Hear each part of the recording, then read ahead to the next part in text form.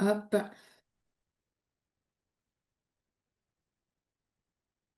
Est-ce que c'est bon pour tout le monde? Oui, c'est bon, oui. Bon, bah c'est parfait alors. Faut mettre le Attendez, diaporama par contre. comment? Mettre en mode diaporama. En mode diaporama. En mode diaporama, oui, c'est bon pour vous? Oui, parfait. C'est bon, merci. Très bien, eh ben, je vais débuter. Alors, merci à toutes et tous de me faire l'honneur d'être là et de pouvoir présenter ce sujet qui m'est cher.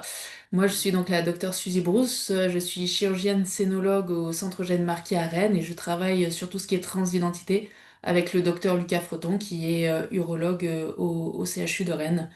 Donc aujourd'hui, je vais sortir un petit peu de ce qui est vraiment préservation de fertilité. Moi, je vais vous présenter un petit peu plutôt la santé gynécologique, sexuelle et la nécessité de dépistage de ces personnes trans. Donc tout d'abord, je refais quand même un petit point. Alors je sais que vous avez déjà eu une session sur transidentité, hein, je m'étais connectée, c'était très intéressant, notamment avec le docteur Madec, mais je refais quand même un petit point pour celles et ceux qui n'étaient pas là sur ce que c'est que les transidentités aujourd'hui, plus que la transidentité et sur des principes de base qui est le sexe biologique, hein, qui est défini finalement à la naissance selon les organes génitaux internes, externes de l'individu ou son karyotype, et qui peut être différent du genre ressenti, donc soit ressenti par la personne, soit exprimé à l'extérieur par différentes caractéristiques, et évidemment très différent de l'orientation sexuelle, hein, qui n'a rien à voir, peu importe le genre ressenti de la personne. Donc, quand on a ces notions en tête, on peut définir des personnes qui sont cisgenres, hein, c'est-à-dire dont le genre ressenti est concordant avec le genre assigné à la naissance, et des personnes transgenres, c'est donc l'inverse, c'est des personnes dont ce genre n'est pas concordant. Et ensuite, on a différentes définitions en fonction justement d'où on se retrouve sur le spectre de la transidentité, sachant que les termes à privilégier sont ceux d'AMAB et d'AFAB. AMAB, c'est pour assigné mâle at birth, donc à la naissance, c'est-à-dire qu'on est né assigné mâle et qu'ensuite on peut avoir une identité féminine ou sur le spectre de la non-binarité d'une fluidité de genre ou d'un caractère agenre, et à l'opposé affab, donc c'est assigné femelle à la naissance, et ensuite on peut évoluer sur le spectre aussi. Donc c'est important, et je le rappelle souvent pour les médecins, quand on a des patients et patientes trans, de les appeler juste par le nom de famille pour ne pas préjuger du genre de la personne et les mégenrer, ne pas utiliser le mauvais genre, ne pas utiliser le mauvais prénom s'ils ne l'ont pas encore changé. Donc juste le nom de famille, ça fonctionne très bien. Donc, pour résumer un petit peu ces transidentités, il y a des transidentités qu'on va dire féminines, d'autres masculines, et vous avez là les différentes possibilités. Et donc, ça permet un petit peu de s'adapter à chaque individu, toutes ces dénominations, pour être le plus proche possible de ce que ressent justement la personne. Et il faut pas oublier qu'en fait, on voit les choses de manière très binaire, mais il faut aussi pouvoir envisager la non-binarité pour s'adapter à chacune et chacun. Donc, je sais que vous êtes du coup, académique qui a une longue histoire, donc moi aussi, je fais un petit point d'histoire, et puis on peut discuter après de mes références, j'avoue, qui sont assez actuelles. Donc, leur existence à ces personnes trans, elle remonte à l'Antiquité et même à bien avant. On a eu des notions de transidentité en fait dans plein de cultures, à plein d'endroits différents dans le monde. Si on se recentre un petit peu sur l'Europe, déjà en Mésopotamie, du coup, il y avait des prêtres hein, à 3000 avant Jésus-Christ qui étaient en fait des cas de personnes trans. Et en fait, dans les civilisations anciennes, c'était souvent justement des personnes qui avaient des contacts privilégiés avec les dieux, donc souvent des prêtres ou prêtresses. Dans l'Antiquité, on a de nombreux exemples dans la mythologie, que ce soit Tirésias, Spira ou Caeneus. Et après, dans le Moyen Âge, l'époque moderne, on se rapproche de choses qui sont beaucoup plus documentées, notamment avec le chevalier d'Éon, qui servait de cette transidentité pour être un ou une espionne. Et dans l'époque contemporaine, on commence à avoir des personnes qui ont notamment bénéficié hein, de transitions de genre, que ce soit Lily Elbe ou Christine Jorgensen. Pour ce qui est de la chirurgie, puisque vous êtes quand même une académie de chirurgie, les premiers cas décrits de chirurgie remontent au 19e siècle, fin du 19e siècle, hein, pour tout ce qui est notamment vaginoplastie, mais ça s'est ensuite vraiment plus organisé au 20e siècle, évidemment. Les premières chirurgies et prises en charge médicales étaient plutôt menées en Allemagne ou dans l'Europe du Nord, avant la Première Guerre mondiale. On a eu ensuite des chirurgies correctrices, en fait, de type phalloplastie notamment, de correction après des traumatismes de guerre, après la Première Guerre mondiale. Et tout s'est pas mal accéléré dans l'entre-deux-guerres. Il y a eu évidemment un grand ralentissement pendant la Deuxième Guerre mondiale. Et on a eu ensuite, dans la deuxième partie du XXe siècle, beaucoup plus de chirurgie, notamment grâce au docteur Georges Bureau, qui est un gynécologue à Casablanca, qui a été assez novateur sur ces pratiques. Donc, quand on parle de transidentité, il faut bien nommer les choses. Et ça, c'est très important. Il y a des termes qui sont à bannir, qui sont les termes qui ont été liés à la psychiatrisation de la transidentité, que ce soit l'aliénation mentale ou la perversion sexuelle au XIXe siècle. Le transsexualisme, qui était un terme utilisé jusque dans les années 90, qui n'est pas utilisé, notamment parce que on parle justement pas de transsexualisme, mais de transgenre, puisque c'est pas le sexe dont il s'agit, mais vraiment le genre, c'est-à-dire que c'est le ressenti de l'individu et pas l'aspect des organes génitaux. Puis on a utilisé dysphorie de genre dans le DSM-5 en 2013. Alors ça, c'est pareil, ça veut dire qu'il y a forcément une souffrance du fait de cette transidentité, ce qui n'est pas tout le temps le cas. Et donc on est venu finalement dans les années 2020 à utiliser incongruence de genre et juste le terme trans pour parler des transidentités de façon tout à fait dépsychiatrisée, que ce soit dans les recommandations internationales en 2022 ou dans la HAS de cette année. Donc tout ça, ce sont des termes qu'on peut utiliser, ce depuis les années 2020, pour être le plus juste possible. Donc un petit peu quand même d'épidémiologie pour remettre les choses dans leur contexte. Ce n'est pas quelque chose qui est si rare et ça dépend en fait de la définition et du contexte socio-culturel qu'on utilise. Les chiffres dépendent aussi énormément de si on parle du recensement par les autorités sanitaires ou des déclarations des individus, puisque tout le monde n'est pas obligé d'avoir forcément une transition médicale, on y reviendra. Donc dans les recensements, on a des taux qui sont assez faibles, 0,03% aux États-Unis, 9000 personnes en France. Quand on prend vraiment la déclaration des individus, on est plutôt à 1%, donc 0,5 à 1% de la population générale, que ce soit aux États-Unis, au Royaume-Uni. On arrive même à plus d'1%, 1,3% chez les adolescents, notamment dans les pays anglo-saxons ou en Nouvelle-Zélande, avec un petit peu plus historiquement d'individus trans féminins que masculins, mais ça va en se rééquilibrant. Et en France, si on prend vraiment tous les gens qui se déclarent non binaires, non cisgenres, on peut aller jusqu'à 20% selon les études. Donc, le problème de ces chiffres n'est pas le nombre de personnes, mais plutôt la souffrance ressentie par ces personnes dans la société qui amène à de nombreux troubles affectifs et d'anxiété du fait de leur stigmatisation, hein. C'est pas la transidentité qui est liée à ces pathologies, mais c'est le reçu que les gens ont dans la société de cette transidentité. Donc, on retrouve des chiffres qui sont très très variés, mais qui peuvent aller jusqu'à 80% de troubles affectifs et d'anxiété avec 2 à 3 fois plus de dépression et plus d'une personne sur deux, notamment chez les adolescents, qui ont des idées suicidaires, avec 40% qui ont fait au moins une tentative de suicide. Donc quand on dit que c'est des personnes qui nécessitent un accompagnement et des soins, c'est parce que en effet, c'est quelque chose qui sinon peut être létal, cette transidentité, quand on ne les accompagne pas correctement.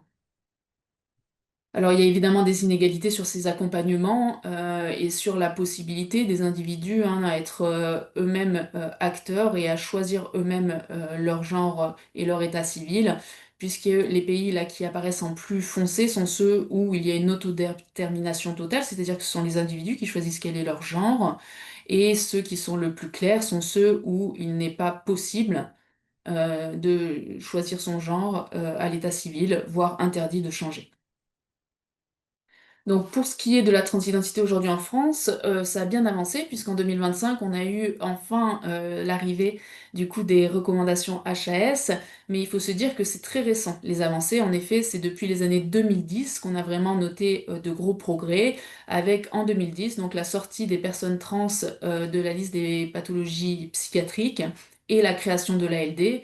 Et puis depuis, on a eu plusieurs avancées. Le mariage pour toutes et tous en 2013, qui permet aux personnes trans de ne pas divorcer. Il faut y penser parce qu'avant, quand on changeait d'état civil, on était obligé de divorcer. 2016, la possibilité de changement de prénom. 2021, la circulaire Blanquer, du coup, pour améliorer l'accueil scolaire, mais aussi la possibilité de changer de sexe à l'état civil sans chirurgie, sans traitement particulier, sans preuve d'une prise en charge médicale, parce que jusque-là, il y avait nécessité d'une preuve, voire d'une stérilisation forcée. 2022, interdiction des thérapies de conversion et 2025, donc ces recommandations, notamment grâce à cet homme, le docteur Nicolas Morel-Journel, qui a beaucoup œuvré pour la prise en charge des personnes trans. Et on voit bien, notamment dans son service à Lyon, l'explosion du coup du nombre de demandes de chirurgie de féminisation et de masculinisation. Donc pour ce qui est de la prise en charge en général, avant de venir à la prise en charge gynécologique, pour remettre un peu les choses dans leur contexte, il faut bien se dire que le but c'est de prendre en charge l'ensemble de l'individu et d'arriver à un concept où finalement il est dans la meilleure santé possible. Notre but en tant que soignant, hein, c'est de permettre l'accès à la santé au plus grand nombre. Mais la santé, c'est pas juste la santé physique, mais c'est aussi la santé mentale, psychologique et sociale. Et c'est en ça qu'on doit accompagner ces transidentités pour que justement il n'y ait plus de dysphorie, il n'y ait plus de stigmatisation. Donc le parcours des patientes, il peut se faire en plusieurs étapes qui ne sont pas exclusives les unes des autres, qui peuvent se faire dans l'ordre souhaité et on n'est pas obligé de passer par toutes ces étapes. Donc il y a la transition sociale, mais il y a des personnes qui vont pas forcément vouloir changer de nom, de prénom, d'état civil, notamment en fonction de leur situation familiale. Il y a la prise en charge par l'ALD, qui est ce qui permet le recensement, mais en fait tout le monde ne demande pas cet ALD et ces remboursements. Il y a la prise en charge aussi par les associations et les groupes de soutien, etc. Il y a la prise en charge médicale sur laquelle on va revenir évidemment, raison pour laquelle nous sommes ici aujourd'hui. Et il y a tout ce qui est l'accompagnement biopsychosocial de la transition, parce que sans parler de psychiatrisation, le but c'est vraiment que l'individu vive le mieux possible cette transition. Donc pour le plan médical sur l'aspect endocrinologique, hein, qui est celui évidemment souvent qui vient en premier, pour les individus adultes, parce que pour les individus mineurs, on ne va pas en discuter aujourd'hui, et puis ce n'est pas quelque chose qui est dans les recommandations HAS, elles viendront plus tard. Donc pour les individus assignés mâles à la naissance, ce sont des anti-androgènes, jusqu'à une possible orchidectomie, et puis une oestrogénothérapie, souvent percutanée, plus ou moins de la progestérone, ça c'est débattu. Pour les individus assignés femelles à la naissance, c'est des progestatifs anti-œstrogéniques et une androgénothérapie, donc c'est-à-dire souvent de la testostérone par voie injectable. Pour ce qui est maintenant de la chirurgie, justement, que ce soit mammaire ou des organes génitaux externes, parce qu'il peut y avoir aussi des chirurgies faciales, des chirurgies de silhouette, des chirurgies de la voix. Nous, on va vraiment s'intéresser, comme moi je suis gynécologue, plutôt à la partie mammaire et organes génitaux externes. Donc, pour ce qui est des individus assignés femelles à la naissance, on peut réaliser des torsoplasties. C'est le seul geste qui peut être réalisé avant la majorité de l'individu, notamment à partir de 16 ans, s'il y a vraiment une souffrance importante du fait de l'apparition de la poitrine. Toutes les autres chirurgies, évidemment, chirurgie des organes génitaux externes, ne sont réalisées que chez des adultes majeurs, on le répète, c'est très important. Donc tout ce qui est annexectomie, si besoin, notamment à but contraceptif ou à but justement de blocage des hormones femelles, tout ce qui est hystérectomie, notamment à but de contrôle des métrorragies, est réalisé plus tard. Et après, sur ce qui est aspect des organes génitaux externes, il y a deux interventions principales. La métaïodoplastie, qui est un allongement clitoridien, qui peut être déjà allongé du fait de l'utilisation de testostérone, et la phalloplastie, qui est donc la création d'un néopénis. Pour ce qui est des individus masculins à la naissance, on va avoir des possibilités d'augmentation mammaire, notamment avec des prothèses, des possibilités d'annexectomie ou orchidectomie aussi, notamment pour éviter les antiandrogènes, et ensuite des possibilités de reconstruction externe, notamment avec vulvoplastie ou vaginoplastie si on veut une cavité vaginale. Il est à noter qu'il y a aussi des individus qui demandent des nulloplasties, notamment des individus non binaires, qui est l'absence d'organes génitaux externes visibles. Un petit mot de préservation de fertilité, c'est quand même le but aujourd'hui, alors j'ai quand même mis cette diapo. Donc la préservation de fertilité doit être proposée, la conservation des gamètes doit être proposée aux individus trans, parce qu'en fait on va leur donner des hormonothérapies hein, qui vont possiblement bloquer donc, ensuite la formation des gamètes. Et en plus, on peut être amené en effet à faire des chirurgies de type du coup gonadectomie. Donc, pour les trans féminines, on peut évidemment préserver des gamètes. Pareil pour les trans masculins, sachant que on peut aussi prélever pour ces personnes des embryons, notamment dans le cadre du couple. La grande question en fait de la préservation de la fertilité, c'est la réutilisation. On va beaucoup discuter avec les individus des possibilités de réutilisation, notamment en fonction de leur genre à l'état civil, puisque c'est très variable en fonction des situations. Et il y a encore beaucoup de choses à faire bouger sur cet aspect-là, mais ça, ce serait un tout autre sujet, donc peut-être une autre fois. Donc pour ce qui est du suivi gynécologique maintenant. Donc je vais commencer le suivi gynécologique pour les personnes assignées femelles à la naissance, donc qui ce sont celles finalement qu'on est le plus habitué à suivre en gynécologie. Donc ça c'est un tableau qui est très bien fait, qui est issu d'un travail de Maïté Brié, avec laquelle j'ai travaillé moi sur les recommandations mammaires. Donc elle a fait tout un travail justement pour la prise en charge de ces patientes. Et donc, ces patients-là, lorsqu'ils ne sont pas hystérectomisés, il y a évidemment la nécessité d'un suivi et d'un dépistage. Pour ce qui est de l'endomètre, il n'y a pas de recommandation, mais on sait que normalement la testostérone permet une atrophie endométriale, donc plutôt une diminution de risque. Pour tout ce qui est HPV, évidemment, il y a nécessité d'un suivi comme les femmes cis, notamment et surtout lorsqu'il n'y a pas eu d'hystérectomie totale et qu'il y a encore présence d'un col de l'utérus. Pour ce qui est des ovaires, qu'ils soient en place ou non, qu'il y ait eu ovariectomie ou pas, il n'y a pas de recommandation franche et il y a encore pas mal de questions là-dessus. On sait qu'il y a de toute façon nécessité à un suivi gynécologique, si possible annuel, voire tous les 2 ans. Et ensuite, le reste, on s'adapte vraiment aux individus en fonction notamment de leur mode de sexualité, de leur pratique sexuelle ou non, que ce soit pour le dépistage HPV, pour le dépistage des infections sexuellement transmissibles ou pour la contraception. Il faut bien se dire que la testostérone, la prise de testostérone n'est pas un contraceptif et qu'on peut tomber enceint en prenant de la testostérone. Donc ça, c'est un message important à faire passer. Donc ça ne dispense pas de contraception en fonction du type, évidemment, de sexualité que l'on a. Et il faut aussi pas oublier que quand on réalise une annexectomie, si on n'a pas ensuite une mise sous hormonothérapie, mais il faut bien penser au risque d'ostéoporose. Donc ça aussi, c'est à tenir vraiment bien à tenir compte de ça. La dernière chose, c'est évidemment sur le plan scénologique, mais là, j'y reviendrai. Donc plein de questions sur ces dépistages. Il y a encore des choses qui ne sont pas complètement résolues. Par exemple, que fait-on en cas de patients et patientes mutés, hein, parce que les patients mutés BRCA, on ne sait pas encore trop comment on les surveille. Pour ce Je vais qui vous est demander des... d'accélérer un petit peu parce que vous avez déjà dépassé le temps. Je m'excuse, mais on a d'autres Ah, mince, communications. je croyais que j'étais à 16 minutes. Bah, très bien, j'accélère.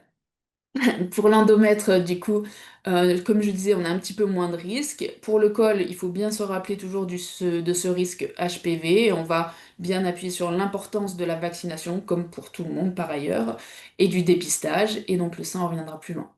Pour la population maintenant, donc vraiment assignée mâle à la naissance, donc c'est le même principe. On retrouve les mêmes grands principes, que ce soit HPV, IST ou de surveillance phosphocalcique. Les petites différences, c'est que selon la technique qui a été utilisée pour la vaginoplastie, des fois on peut utiliser notamment une partie de tube digestif, du sigmoïde. Donc dans ce cas-là, il faut bien le surveiller aussi. Et il ne faut pas oublier de bien surveiller en effet la néocavité vaginale et de dépister le cancer de prostate. Donc pour ce qui est du dépistage mammaire, et c'est ma dernière partie, donc celle sur laquelle je travaille particulièrement, il faut bien faciliter son accès. Pourquoi? Moi, c'est ce qui m'a amené à m'intéresser particulièrement à cette question. C'est que quand s'intéresse un petit peu à cette population trans, on trouve qu'il y a un manque d'accès majeur aux soins et aux essais et que du coup, il n'y a pas en fait de recommandations et donc de dépistage vraiment généralisé dans cette population. Ça donne donc un retard de prise en charge, des découvertes plus tardives de cancer et on a en effet seulement un tiers de cette population qui bénéficient d'un dépistage mammaire contre 65% de la population générale, ça c'est des chiffres américains, et moins de 50% donc de cette population, peu importe la population considérée, qui a accès au dépistage.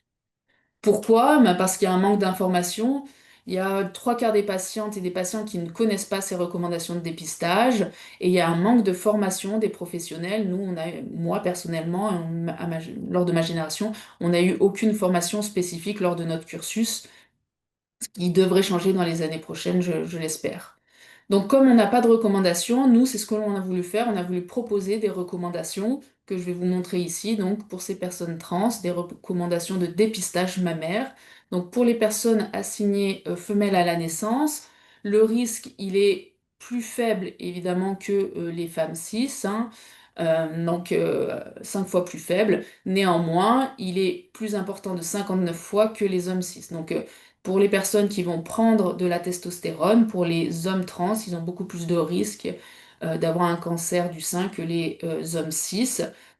Il faut quand même se dire évidemment que si on réalise une torsoplastie, cela diminue grandement le risque de cancer du sein, notamment si on prend de la testostérone, puisque les deux diminuent le risque de cancer du sein, et qu'on se rapproche du taux chez les hommes cis, mais ce n'est pas le même. Et il faut bien se dire qu'une mastectomie n'est pas la même chose qu'une torsoplastie. D'accord? Une mastectomie, on l'a fait dans un but oncologique, et donc une torsoplastie ne permet pas à 100% de réduire le risque de cancer.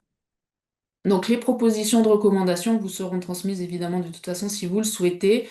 En fait, le but c'était vraiment de s'adapter à chaque situation, de s'adapter à la chirurgie, c'est-à-dire si on a une torsoplastie ou pas, à la prise d'hormonothérapie et aux prédispositions personnelles et familiales de chaque individu.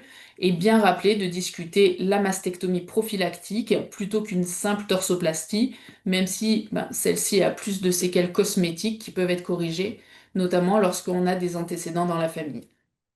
Pour ce qui est maintenant des individus assignés mâles à la naissance, le risque est aussi inférieur à celui des femmes cis, donc 3 fois inférieur, supérieur à celui des hommes cis, et 7 fois supérieur aussi à celui des individus assignés mâles à la naissance. Ça dépend surtout là, pour ces personnes trans féminines, de l'hormonothérapie, notamment de l'œstrogénothérapie, sachant que le rôle de la progestérone est débattu, donc surtout de l'œstrogénothérapie, et on met un seuil de 5 ans. C'est-à-dire que dans ces tableaux, lorsque l'on dit on prend une hormonothérapie, c'est à partir de 5 ans de prise d'hormonothérapie qu'on va changer les recommandations. Donc on adapte cette fois surtout à ça, surtout à cette durée d'hormonothérapie, mais aussi aux prédispositions familiales et génétiques de l'individu, ainsi que à la présence de chirurgie, notamment prothétique. Et on se base sur les recommandations des femmes cis, en effet, lorsque cette hormonothérapie, comme je vous le disais, a été prise depuis plus de 5 ans. Là aussi, il faut bien réfléchir à discuter de la mastectomie prophylactique. En effet, si on a des prédispositions génétiques et qu'on est à risque augmenté, cette mastectomie peut permettre d'éviter un cancer du sein hormonodépendant qui ensuite contre-indique la prise théoriquement d'hormonothérapie d'affirmation de genre. Donc les petits messages clés pour finir. Toujours bien être à l'écoute, ne pas mégenrer, donc appeler juste comme je vous disais avec le nom de famille pour pas gêner les patientes. Si jamais on fait une erreur, on la reconnaît et c'est pas grave. Malheureusement, ces personnes sont habituées. Et surtout, bien informer quant au risque de cancer, bien informer quant aux bénéfices du dépistage et dépister autant que possible. Bien rappeler que quand on a un cancer du sein hormonodépendant, la plupart sont hormonodépendants, ça contre-indique ensuite théoriquement leur hormonothérapie d'assignation de genre. Donc il faut vraiment dépister et prévenir, qu'ils soient bien informés des facteurs de risque et des possibilités de mastectomie. Voilà, c'est tout bon pour moi. J'espère que j'ai réussi à accélérer un peu.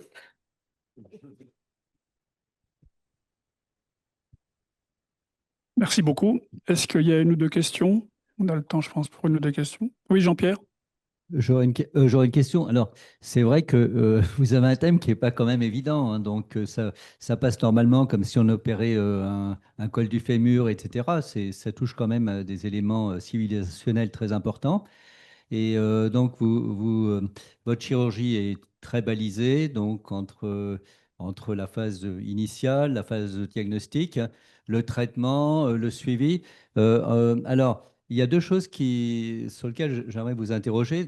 J'ai été surpris par les 22% de personnes qui se trouveraient disons, indéterminées, disons. Alors, à quel âge ont-ils? Et la deuxième chose, c'est est-ce que vous avez fait une étude, puisque vous présentez effectivement les résultats, le suivi, etc., sur la satisfaction sur ce que deviennent ces personnes qui ont été opérées, donc puisqu'ils ont leur malaise en amont, donc ils sont opérés, donc ils passent d'homme à un état femme ou un état intermédiaire. Et donc, sont-ils heureux? Que deviennent-ils dans la vie? Et est-ce que ces chirurgies sont finalement arrivées à un résultat positif sur leur développement d'être humain? Oui, tout à fait. Alors pour la première question, ces 22%, je l'avais pas reprécisé, c'est vrai, à l'oral, j'ai essayé de faire vite, c'est les jeunes. C'est les jeunes de 18 à 30 ans. Ce qui explique en partie ce chiffre, parce qu'en effet, il y a beaucoup plus de prise de conscience. Maintenant qu'il y a beaucoup plus de médiatisation, en fait, des possibilités d'être dans des genres moins binaires, bah, c'est une question que les gens se posent beaucoup plus facilement.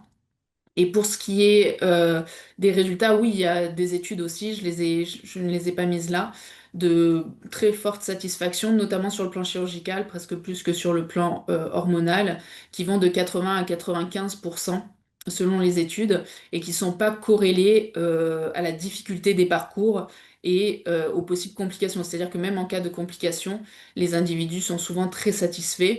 Les cas où on retrouve des satisfactions qui sont moindres sont des cas plus anciens. Je pense que ça surviendra moins dans le futur. Ce sont des patientes ou patients dont on n'a pas totalement tenu compte de la volonté, dans le sens où, par exemple, quand je parlais de nulloplastie, donc c'est-à-dire en effet la suppression hein, d'organes génitaux externes visibles, cela n'était pas vraiment proposé auparavant. Donc on s'adapte de plus en plus à ce qui est souhaité et on a donc des taux de satisfaction qui sont d'autant plus supérieurs dans les dernières études, notamment sur le plan chirurgical. Et il faut bien se dire, j'en profite à ce moment-là pour faire ce petit point, que tout ce qui est détransition et retransition qui font beaucoup parler et couler d'encre aujourd'hui, c'est très très rare. Et en fait, ça englobe tout le monde, pas que la chirurgie. Donc les cas en chirurgie, c'est des case reports, c'est vraiment très rare. Les détransitions ou retransitions, c'est souvent juste arrêter de prendre une hormonothérapie ou des Merci. bloqueurs. Mm. Oui, je crois que Carole Matelin voulait poser une question. Carole? Oui, avec plaisir. Déjà, je voulais féliciter Suzy, hein, c'est pas évident comme sujet. Et Suzy travaille à la commission de scénologie du Collège national des gynécologues et obstétriciens français. Et elle travaille justement sur cette question et elle va sortir très prochainement ses recommandations et ce lexique que je vous inviterai à lire, parce que c'est des sujets pas simples pour personne d'entre nous. Donc, je voulais la féliciter hein, pour cette implication très forte. Et Merci. comme on est aujourd'hui dans le thème de la préservation de la fertilité, c'est un peu aussi pour ça qu'on a mis ce sujet, ce qu'il faut absolument pas oublier, avant qu'il y ait ces traitements hormonaux et ces traitements chirurgicaux, de penser à cette préservation. Est-ce que tu peux nous en dire un petit mot sur ce que font les personnes qui ont préservé des ovocytes, des ovaires, etc., des gamètes? Quels sont les taux d'utilisation? Comment ça se passe? Oui, alors en effet, le mieux serait de leur proposer le plus tôt possible parce que quand on a débuté l'hormonothérapie, on sait qu'il est assez difficile de récupérer des gamètes réutilisables. Alors, on peut faire une pause d'hormonothérapie, et puis selon les individus et leur fertilité, il y a des personnes, notamment transmasculines, qui arrêtent leur testostérone 2 semaines et qui tombent enceintes. Mais il n'empêche que la plupart du temps, c'est quand même assez compliqué en fonction de la gamétogénèse. Donc, le mieux, c'est de leur proposer tôt. Donc, c'est-à-dire quand ils sont adolescents et adolescentes, et c'est très difficile en fait d'aborder le sujet à ce moment-là parce qu'il y a déjà plein de questions dans leur tête. Donc, la question de la parentalité à ce moment-là, c'est très difficile. Moi, les fois où je vois les individus, c'est plus simple parce que c'est souvent en effet pour des annexectomies ou pour des orchidectomies. Et donc, dans ce contexte-là, c'est des individus qui sont beaucoup plus âgés, qui sont tous majeurs, qui ont déjà discuté avec leurs proches, en couple. Et on conserve assez peu. On a assez peu de demandes. On fait en sorte que tout le monde soit vu par le SECOS pour pouvoir en discuter, mais il y a très peu de demandes.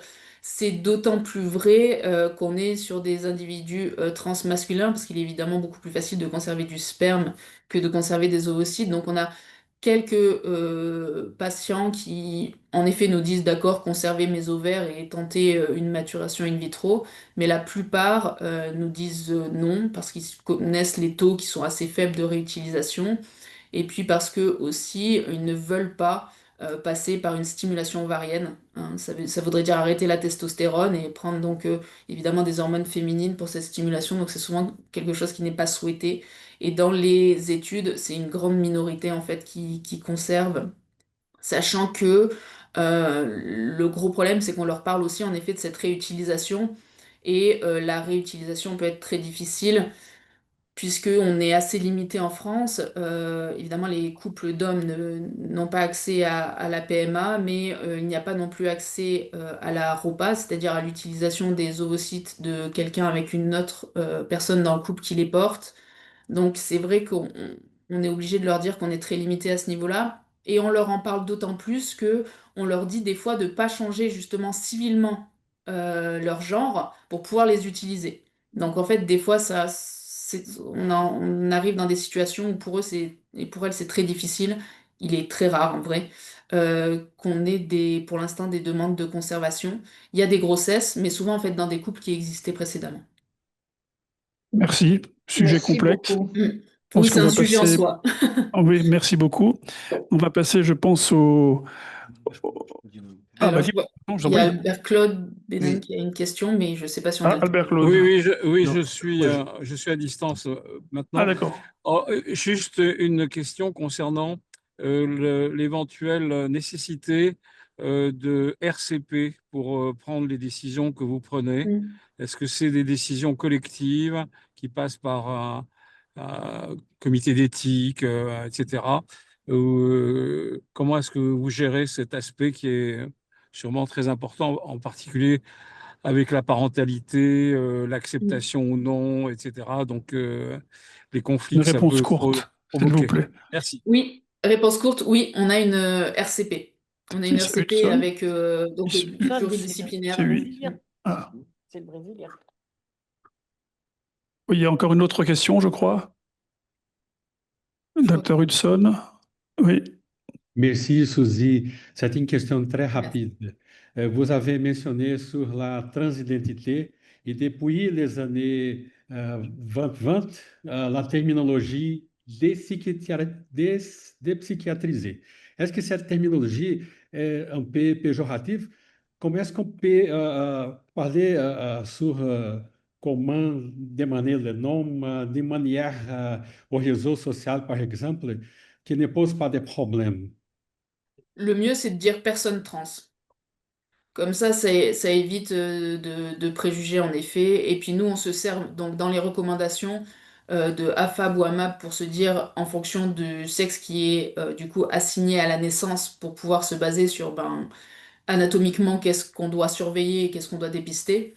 Mais ça évite de préjuger de quel genre est ressenti par les personnes parce qu'en effet, il y en a qui peuvent finalement rester dans de la non-binarité. Donc le mieux, c'est personne trans ou transgenre. Mais il faut éviter transsexuel et voilà, le mieux, ça reste personne trans, comme ça, c'est finalement pour englober l'ensemble.